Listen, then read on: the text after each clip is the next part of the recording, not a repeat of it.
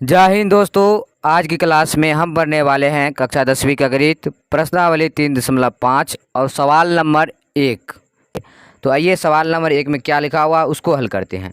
तो सवाल नंबर 1 में पहले लिखा हुआ है यहाँ पे, निम्नलिखित समीकरणों के युग्मों में से किसका एक अद्वितीय हल है, किसका कोई हल नहीं है या किसके अपरिमित रूप से अनेक हल हैं।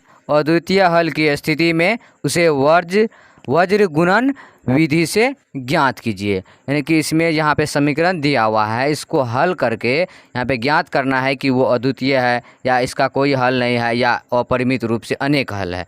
अगर इसमें अद्वितीय आ जाता है तो उसको हमें किस नियम से बनाना पड़ेगा, तो वज्र गुणन विधि नियम से बनाना पड़ेगा। समझ गए। अब देखिए इसको बनाएंगे और इसको बनाएंगे तो पता कैसे चलेगा। यहाँ पे देखिए हमने लिखा है इस सूत्र पे बनाएंगे A1/A2 बराबर B1/B2 बराबर C1/C2। इस सूत्र पे बनाएंगे तो जब यहाँ पे आ जाएगा, इसको हल करने के बाद A1/A2 बराबर नहीं होगा B1/B2 के, तो ये क्या हो जाएगा, इसका केवल एक हल होगा, यानी कि ये अद्वितीय होगा। अगर इस रूप से आ गया तो उसको हमें किस नियम से बनाना पड़ेगा, वज्र गुणन विधि से। अब देखिए दूसरा में अगर इस टाइप से आ गया A1/A2 बराबर B1/B2 बराबर C1/C2, ये क्या हो जाएगा, अपरिमित रूप से अनेक हल।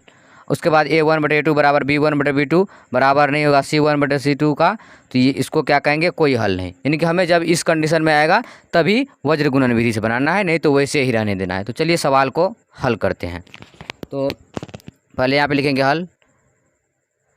अब देखिए A1 कितना है इसमें, यहाँ पे x है, यानी कि x के पहले कुछ नहीं तो 1 है यहाँ पे, तो 1। उसके बाद B1 कितना है यहाँ पे, -3, तो -3। उसके बाद C1 यहाँ पे कितना है, -3।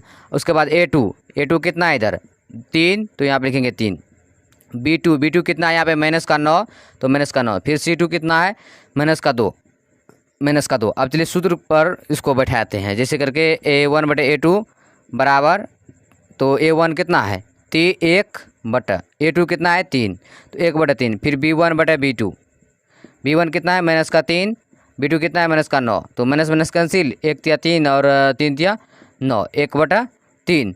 अब दूसरा देखिए C1/C2 बराबर कितना है, -3 बटा में -2, यानी C1 कितना है -3 और C2 कितना है -2, तो -3/-2, माइनस कैंसिल कितना आ जाएगा 3/2। अब यहाँ पे देखिए A1/A2 कितना 1/3 और B1/B2 कितना 1/3, लेकिन C1/C2 3/2, यानी ये दोनों क्या है, बराबर है और ये बराबर नहीं है। तो हम क्या लिखेंगे, A1/A2 बराबर किसका है, B1/B2 का, लेकिन C1/C2 का बराबर नहीं है।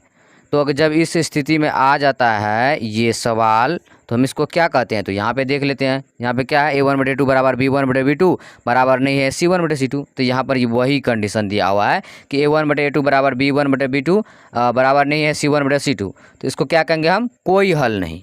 तो यहाँ पे लिख लेंगे कोई हल नहीं। अब कोई हल नहीं। अब यहाँ पे देखिए इसमें सिर्फ कह रहा था अगर अद्वितीय हल की स्थिति में उसे वज्र गुणन विधि से ज्ञात करें। अगर अद्वितीय होगा तभी उसे वज्र गुणन विधि से बनाना है, नहीं तो वैसे छोड़ देना है। तो चलिए अब सवाल नंबर 1 को हमने कंप्लीट कर लिया।